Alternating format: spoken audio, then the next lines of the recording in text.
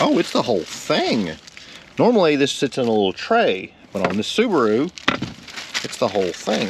Once again, this is a 2014-2015 Subaru Crosstrek. We replaced the engine filter, the air filter, and we're going to do the wipers. Today we're going to do the cabin filter. This is the Bosch 6083 is the part number. As you can see, I have removed the glove box. It's very simple. You push in on each side, and it pulls down, and then you'll see you'll have two little snaps right here that it just sits on. It can probably do that without coming loose, but so I'm going to show you how to do this just in case you don't understand. On each side, there's a tab. And then what you'll do is you'll just get it, push it in, and pull it down like that. When you come down, it will just hang, or you can pull it loose like that. And that really gives you access to that. Give this little tray, and it tells you to push. So you push these in, pull it out. And then what you do,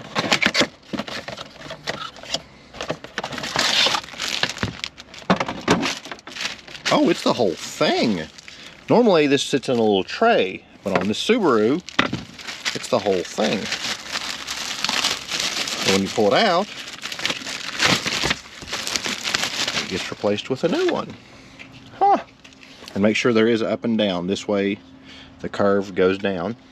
You just slide it back in, and it will snap in. Like that.